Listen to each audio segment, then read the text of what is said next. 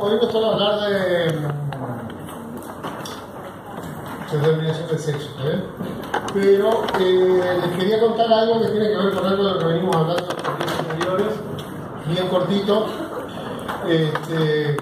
y son algunos resultados bien nuevitos que hay acerca de el inicio del desarrollo de mamíferos, que son muy nuevitos y muy lindos, que están mostrando además la utilización de otras herramientas y de nuevas herramientas de la genética y de la genómica para entender procesos. Entonces, una de las cosas que nosotros habíamos visto cuando empezamos a hablar de desarrollo mamífero, habíamos visto que había un montón de dificultades, y lo que veíamos era que existe a partir de la formación del cigoto un proceso de clivaje que lleva a la formación de la mórula y del blastocito, con esa diferenciación entre el macizo celular interno y el globular. Pero una pregunta que estaba pendiente es: ¿cuándo empieza el programa de desarrollo a partir del cigoto? Es decir, ¿cuándo se empiezan a aprender los genes cigoto?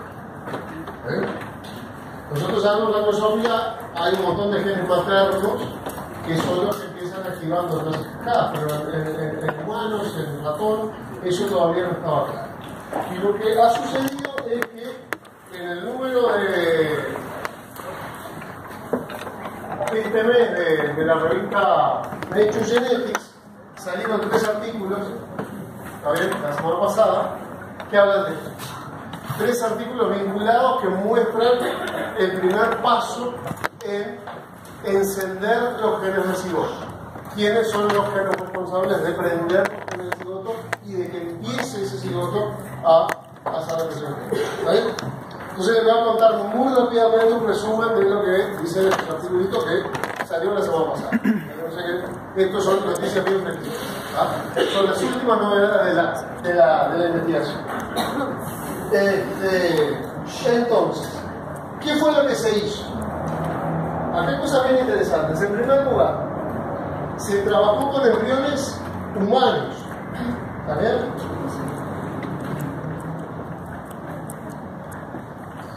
Ustedes dicen, bueno, pero trabajar con embriones humanos no se puede.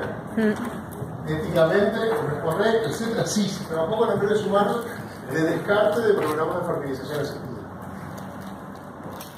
En los programas de fertilización asistida se toman una serie de ovocitos, se utilizan algunos se implantan, hay otros que se descartan. En alguno de esos estudios se generó un consentimiento informado más extenso, lo que permitió utilizar eso para el proceso de investigación, y se utilizaron esos embriones para esto. ¿Y qué fue lo que se hizo? Fíjense ustedes lo que se hizo.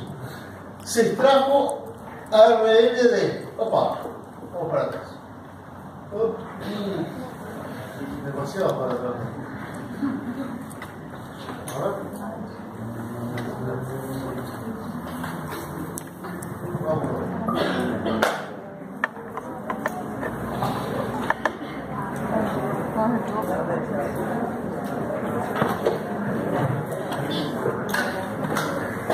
Bueno, entonces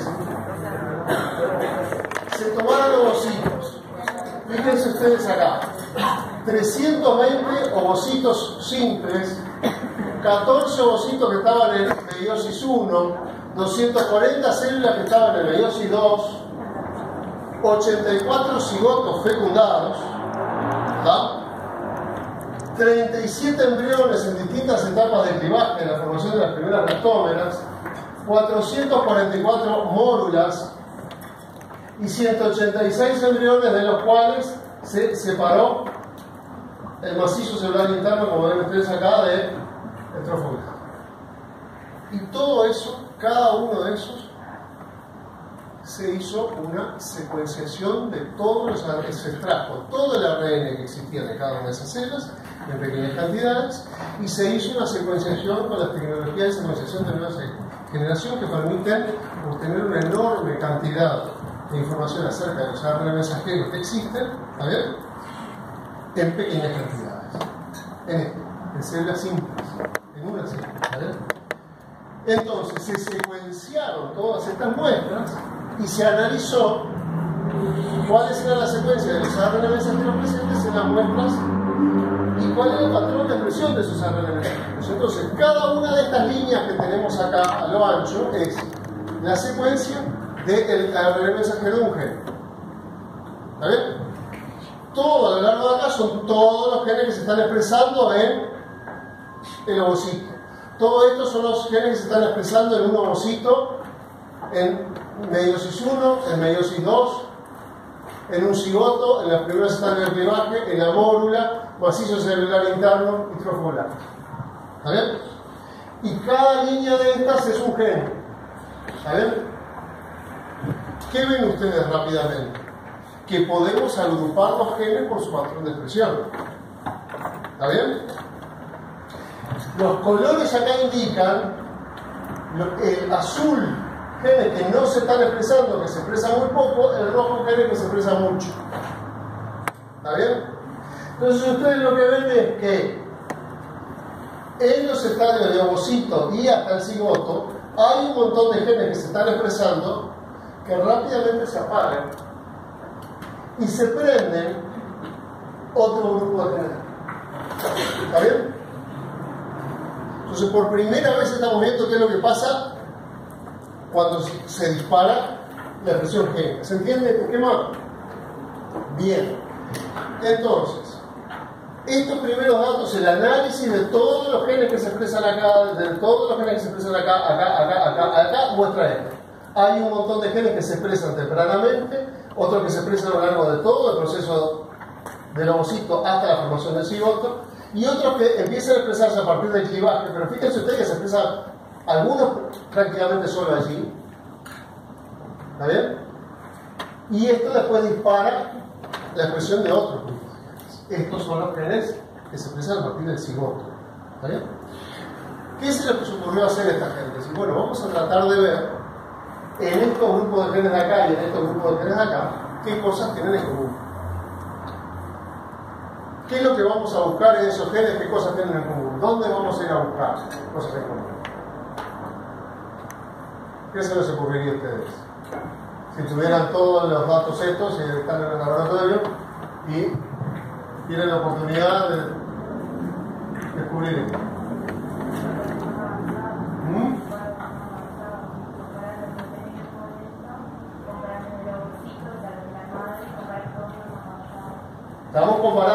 Estamos comparando acá los genes que se expresan a lo largo de cada uno de ellos. Sabemos que este gen que aparece por acá, por ejemplo, vamos a ver esto en detalle. Si yo tomo un gen FIGLA, que es uno de estos genes que están en este grupo, se expresa mucho en el ovocito, se sigue expresando bastante en la meiosis 1, un ovocito de meiosis 1, un ovocito de meiosis 2 ya bajó, en un cigoto se expresa todavía un poquito y después ya no se expresa más. Este otro gen, ZS-SCAN4, no se expresaba en el ovocito, se empezó a expresar en el cigoto, tiene su máximo de presión durante el clivaje, cuando se están generando las primeras blastómeras, y después se apaga. ¿Está bien? Este otro gen de acá, nano G, es uno de los genes de este grupo que se expresa en mórula, se empieza a expresar en el cigoto, clivaje, se mantiene en mórula, después sube en el macizo celular interno y desciende en el trofoblast.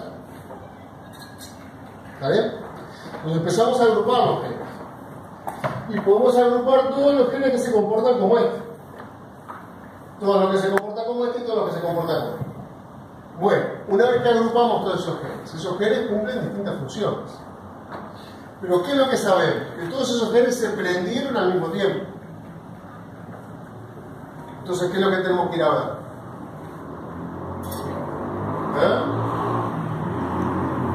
Las secuencias reguladoras de esos genes. Vamos a ver los promotores de todos esos genes que se prendieron al mismo tiempo. Mirando los promotores de esos genes, se empiezan a encontrar que hay motivos en los promotores de esos genes que están más frecuentes. Y uno de los motivos más frecuentes es este. TAA, TTT, AA, TSA. Esa es la región de reconocimiento de una proteína, de la proteína DUX4. Identifican entonces DUX4, que es una proteína que se activa en este proceso, ¿está bien? Y DUX4 es la proteína entonces que regula un montón de procesos. Entre ellos, ¿qué procesos regula? Y acá voy a hacer un resumen muy rápido, que es después el análisis de esto, es decir, ver cuáles son las funciones que se están regulando. ¿Está bien? Vimos que hay un cambio importante en el patrón de expresión, vimos que cuáles eran los posibles reguladores de ese cambio, encontramos un master gene, digamos, ¿está bien? Un gen que regula todos estos, ¿está bien? Como si ustedes miran acá, el tamaño del circulito es la cantidad de veces que aparece esta secuencia en los promotores de estos genes. Esto es muy frecuente. OTX es bastante frecuente, pero esto es muy frecuente. Entonces, la mayor parte de los genes entonces tienen sitio de reconocimiento para este factor. ¿Está bien? Una de las cosas interesantes es que DUX4 es uno de los genes que se prende y apaga muy rápidamente acá. Participa en la elongación de los telómeros y reacomodo del cariotipo y la condensación de los cromosomas. ¿Se acuerdan que decíamos que los telómeros se van acortando a lo largo de la vida, pero en algún momento tienen que resetearse? Acá, ¿está bien? Participan en la regulación de genes que reprimen la heterocromatina. Es decir, todo aquello que venía más o menos compactado se descompacta, salvo ¿quiénes? Eso ustedes ya lo saben. ¿Quiénes no se descompactan? Un pequeño grupito de genes. Los genes con impronta, ¿se acuerdan? Que se le daba un marcado del padre y de la madre que decíamos, esto no se borra al inicio del proceso porque hay que mantener la señal de origen. ¿Está bien? Entonces todo el resto de los genes se descompacta la cromatina. También tiene que ver con que se reactivan secuencias de transposones y secuencias virales que están por ahí. Y el ADN satélite, etc. Pero en definitiva, estos genes son un poco los disparadores de todo este proceso de diferenciación. O sea que esto es un primer paso, y ahora supongo que va a entrar a aparecer en los próximos meses una enorme cantidad de estudios acerca de cuáles son las funciones reguladas por DAX4. ¿Está bien? Y cuáles son las cascadas de genes que vienen después de DAX4 y que nos van a entender mejor que lo que parece. Bueno, bien. ¿Preguntas de esto? Esto era para ubicarse más o menos en cosas nuevas, interesantes, que han dado la vuelta. Y ahora nos vamos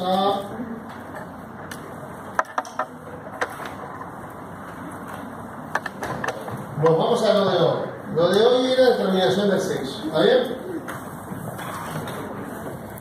Determinación del sexo. Todos nosotros sabemos que el sexo es muy importante y todos sabemos, una de las pocas cuestiones que todo el mundo sabe es que en general el sexo depende de la presencia de algunos cromosomas, del cromosoma X y del cromosoma Y. ¿Está bien? Los varones tenemos un cromosoma X y un cromosoma Y, las mujeres tienen dos cromosomas X. Bárbaro. Esa enorme diferencia entre el fenotipo que nosotros podemos ver en las entrevistas y que en las distintas culturas se manifiesta, tiene una correlación con cromosomas distintos y con contenidos de genes distintos que están en esos cromosomas. Pero ¿cómo se regula eso y cómo sabe un embrión cuando arranca de qué sexo tiene que ser, va a ser, y cómo se da el proceso de diferenciación y de generación de gónadas y gametos? Y hay distintos niveles de determinación sexual y acá hay varias cuestiones a tener en cuenta. Un primero de ellos es un nivel social, la asignación legal, la crianza, lo psicológico. Es decir, la determinación de sexo antiguamente ocurría en el momento del nacimiento, salía un bebé, se miraba los genitales externos y se definía en función de eso cuál era el sexo de ese bebé mediante la visualización de los genitales externos, es decir, es un varón, es una nena, y de ahí en adelante sigue la crianza, y asociado a la crianza, el sexo psicológico de ese niño, con todo el entorno, etc. Como decimos, esa asignación social del sexo, esa vinculación social, reconocimiento social de una determinada persona o de un determinado individuo como varón o como mujer a partir del momento del nacimiento, que históricamente se da en todas las culturas, depende de algo, de una identificación de caracteres sexuales secundarios, fenotípicos, que son los genitales. Tradicionalmente el hombre desde la época de las cavernas sabe el sexo de sus hijos mirando cuando nacen los genitales y definiendo si es varón o mujer. Y a partir de esa decisión es el modo de crianza. Y en las distintas culturas eso tiene distintas excepciones y distintos niveles de interacción que entran dentro de lo social y no vamos a entrar en eso. Pero asociado a esa diferenciación fenotípica genital temprana, hay luego una diferenciación fenotípica más tardía que tiene que ver con la maduración sexual y que tiene que ver con el proceso de reproducción, y es la aparición de caracteres sexuales secundarios cuando la persona madura, ¿está bien? Y que son los que están marcando de alguna manera que esa persona está disponible para reproducirse, ¿está bien? Y generan a su vez todos los mecanismos de interacción y de generación de nuevos parejas, etcétera, con la posibilidad de reproducción. Entonces el sexo fenotípico tiene como esos dos niveles, uno muy temprano y otro un poco más tardío, pero claramente vinculados a caracteres externos. Esos caracteres externos a su vez dependen de otra serie de elementos internos, biológicos internos, además de lo social, ¿no? Que obviamente está interactuando. Y esto tiene que ver sobre todo con dos cosas, con una cuestión a nivel sistémico, es decir, cuáles son las gónadas que tienen esos individuos, y esas gónadas van a estar produciendo determinado tipo de hormonas, dependiendo de qué gónada sea, qué tipo de hormonas se produce, y esas hormonas son las que van a estar determinando la aparición de sus caracteres sexuales secundarios, ¿está bien? Y la maduración en un sentido único. Entonces, hay allí un nivel sistémico, a nivel de gónadas, de grupos, y hay un nivel genético. Bueno, ¿cuáles son los cromosomas que están presentes, en definitiva, y cuáles son los genes que están actuando en un caso genético? Entonces vamos desde lo social hasta lo genético y toda esta enorme gradación. Entonces, una de las primeras cosas que nosotros podemos hacer, ahí, es analizar el proceso de diferenciación desde esta perspectiva. Y el proceso de diferenciación es un proceso de desarrollo específico que, como dice ahí, es vital en términos de especie y que comienza en el momento de la fecundación, y a partir del momento de la fecundación ya ese embrión recibe complementos cromosómicos diferentes, ¿está bien?, en los machos y las hembras, en los varones y las mujeres, ¿está? Y eso va a determinar una serie de elementos que a la larga van a terminar en todas esas otras características que nosotros vemos. Pero hay, a partir de la formación de un cigoto, varias etapas en el proceso de diferenciación sexual. Hay una primera etapa que es pregonadal, previa a la formación de la gónada, cuando ese embrión es un cigoto, cuando ese embrión es un grupo de gastómeras, cuando ese embrión es una morga, ¿tá? Un pequeño macizo de células que va a dar lugar a un embrión, etc., hasta que en determinado momento un grupo de células, después que se da la captación, movimientos celulares, etc., un grupo de células en una determinada región particular comienza a formar un órgano, una gónada indiferenciada. Y a esa gónada indiferenciada van a ir grupos particulares de células, que son las células de la línea germinal. ¿Se acuerdan al principio, cuando arrancamos con todo esto, decimos que dentro de las cosas importantes del proceso de desarrollo está la división celular, por tanto se ocupa del clivaje, etc., la comunicación celular, la migración de células que está vinculada con eso, el proceso de diferenciación, y otro paso y proceso muy importante es el mantener un grupo de células separado, que son las líneas germinales, que son los que van a dar lugar a los gametos. Eso ocurre también muy tempranamente. El siguiente paso, la siguiente etapa es diferenciar esa gónada primaria en una gónada masculina o femenina, dependiendo de su contenido cromosómico y génico, y luego la diferenciación sexual secundaria a partir de eso, diferenciar los ductos y esa gónada de manera que eso genere determinadas señales que hagan que el resto del organismo se adapte a esa constitución genética que tiene. ¿Está bien? ¿Hasta ahí vamos bien? Entonces, ¿cuáles son las decisiones importantes en este proceso de diferenciación sexual? Uno es el esperma. ¿Qué cromosoma sexual trae el esperma que fecunda? Si trae un cromosoma X o si trae un cromosoma Y. Ese es el primer determinante. ¿Está bien? El segundo determinante es la activación de genes asociados al cromosoma Y que determinan el destino de la gónada indiferenciada. Si hay un cromosoma Y, van a haber determinados genes que van a desviar el camino de desarrollo hacia el desarrollo masculino. Si no están presentes esos genes, el camino de desarrollo va a dirigirse hacia el desarrollo de la gónada femenina. Y después la diferenciación como producto de la secreción de hormonas generadas por estas gónadas durante el proceso de desarrollo. Entonces todo eso son distintos pasos que tienen que ver con este proceso de diferenciación. La primera decisión en la que asegura la proporción sexual es cuál es el cromosoma que se recibe. Y la proporción sexual se mantiene intergeneracionalmente por una cuestión muy sencilla. En la meiosis, un varón que tiene 20, ¿cuántos pares de cromosomas? 22 pares de cromosomas más un X y un Y, va a separar su juego de cromosomas homólogos, generando un juego de 22 autosomas más un cromosoma, el X o 22 cromosomas y el Y. Las mujeres van a generar 22 autosomas más un X o el otro X, pero siempre un X. ¿Vale? Quiere decir que si hacemos la tablita de Prunes de esta fertilización, los ovocitos siempre van a aportar un cromosoma X y el esperma va a aportar o un cromosoma X o un cromosoma Y. Si es un cromosoma X tenemos una mujer, si es un cromosoma Y vamos a tener una mujer. Las proporciones mendelianas acá se expresan perfectamente y nosotros tenemos 50 y 50. ¿Vale? De varones y mujeres. La relación sexual es 50-50. Bien. Seguimos.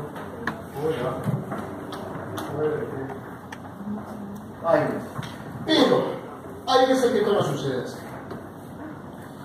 Y hay veces que hay algunas alteraciones en la distribución de los cromosomas durante el proceso de reproducción. Y eso son las aneuploidías de los cromosomas sexuales. Ustedes saben que el proceso de separación de los cromosomas, el contenido de información que contienen todos los cromosomas es muy importante y por lo tanto es prácticamente imposible, son muy poquitos los genes que permiten que es compatible tener más de una copia o menos de una copia de esos genes y sobrevivir hasta la vida adulta. Son muy pocos casos. El más conocido y el más frecuente es la trisomía del cromosoma 21 asociada al síndrome de Down. Aparte de eso existen trisomías posibles en el cromosoma 21 dijimos, el 13,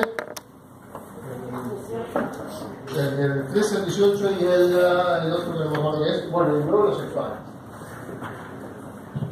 Uno de los primeros casos en los que esto sucede es la presencia de mujeres, de personas que tienen 45 cromosomas. 45 cromosomas y tienen un cromosoma X solo, no tienen un cromosoma Y, pero tienen un solo cromosoma X. Estas personas con un solo cromosoma X se desarrollan fenotípicamente como mujeres. Son en general mujeres de baja estatura, con cuello ancho, con determinadas características, y esto es lo que se conoce generalmente como síndrome de Turner. Estas personas desarrollan genitales femeninos, desarrollan un ovario, pero ese ovario en general tiene una atrofia ovárica fetal, es decir, no produce ovocitos fértiles, ¿está bien? tienen un subdesarrollo de esa gónada que no madura apropiadamente, y tienen una serie de otras alteraciones secundarias, entre ellas algunas alteraciones cardíacas y citoesqueléticas importantes. Pero en general son personas relativamente normales, que viven hasta la vida adulta, tienen una vida relativamente normal, salvo este hecho de que obviamente no pueden tener hijos y tienen algunas alteraciones fenotípicas que se vinculan con algunas patologías secundarias. Pero esto nos está mostrando que es posible la vida con un solo cromosoma X. Que solo con un X es posible generar un individuo que llegue a la vida adulta. Ahora, nosotros sabemos que también tienen solo un X todos los valores, ¿sabes? Pero además tienen el Y. Y ese Y es el que de alguna manera hace una diferencia. Por un lado, el sexo es diferente, por otro lado, esas personas se generan sufrir. Buena parte de eso. Bien. Otro caso importante que sucede es la presencia de mujeres que tienen 47 cromosomas. Entre ellos 3 cromosomas X. Personas con 47 cromosomas, con 3 cromosomas X, se desarrollan como mujeres normales. Mujeres normales, fértiles, que desarrollan un ovario, que maduran, y que cuando uno analiza sus células, en lugar de ver un corpúsculo de barro, se observan 2. Estas mujeres lo que han hecho es, han silenciado 2 de sus cromosomas X y utilizan información de uno solo. ¿Está bien? Pero esto da lugar a un desarrollo normal. ¿Está bien? Quiere decir que el exceso de cromosomas X de alguna manera se puede manejar silenciando el cromosoma suprarnuclear. ¿Está bien? ¿Cómo? Silencia 2, porque tiene 3. Queda solo con uno funcional. Igual que Turner, igual que la mujer normal, igual que el hombre. ¿Está bien? Bien. Hay otras personas que son 47, con 47 cromosomas, pero que tienen 2 cromosomas X y un cromosoma Y. Cuando una persona tiene un cromosoma Y, se desarrolla como varón. Y este es el síndrome de Klinefelter. Fíjense ustedes, acá hay 2 cromosomas X y un cromosoma Y. Estos son valores fenotípicamente bastante normales, también, con algunas alteraciones características.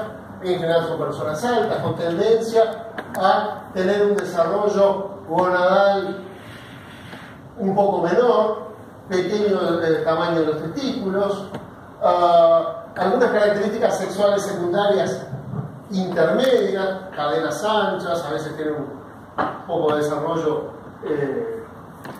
del pecho, poco pelo, etc. Una serie de características que permiten posiblemente identificar a algunas de esas personas, pero otras pasan normalmente. ¿Está? Y sí tiene la característica de que muchas veces estas personas tienen el problema de que no logran formar espermatozoides, es decir, nuevamente acá hay un problema con la fertilidad asociada. ¿Qué sucede en las células de los varones con el síndrome de Klinefelter? Nosotros observamos también un corpúsculo de barro, observamos un cromosoma X silenciado. Entonces tenemos un X funcional, un X silenciado, un Y. Bien. Hay personas que tienen 47 cromosomas y tienen el Y duplicado y un solo cromosoma. Estas personas son varones normales fértiles. También tienen desarrollo del testículo y estas personas son fértiles. Quiere decir que el elemento necesario para llevar el desarrollo de la varón parece ser el cromosoma Y. ¿Está bien? Y es claro que con una sola dosis de cromosomas X es suficiente para llegar a la vida adulta. ¿Está bien? Una pregunta. Sí.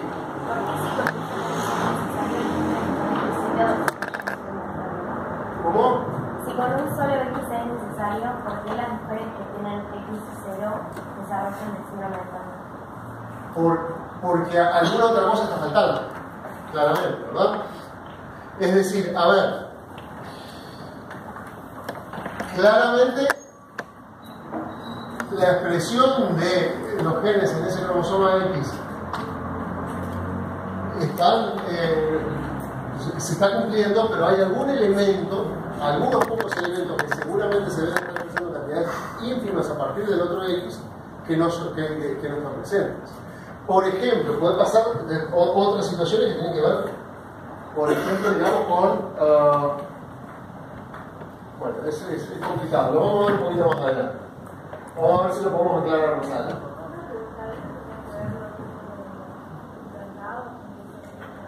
En ese caso tendrían que ver los genes implantados si es que hay genes implantados sobre el X. ¿Está bien? Porque la diferencia mayor son los genes en el X. Los autosomas van a ser los mismos. Entonces los genes implantados en general son genes que están sobre los autosomas y ahí no va a haber grandes diferencias. Sí puede haber diferencias de acuerdo al posible origen del X y de origen paterno o materno. Pero en general el X en la síndrome de Turner es de origen generalmente materno, ¿no? Si no me equivoco, me puedo estar equivocado. Pero bueno, ¿qué es lo importante de estos cromosomas? ¿Qué es lo importante sobre todo el cromosoma I, que es el que parece dirigir la cuestión hacia un lado y hacia otro? El cromosoma I es un cromosoma muy pequeñito. Y es un cromosoma que tiene una región en la puntita, en esta parte de acá arriba, que es un cromosoma que tiene un brazo corto, un brazo largo. La mayor parte del brazo largo es secuencias repetidas heterocromatínicas, es decir, que no se expresan ni expresan ningún gen y que se mantienen condensadas.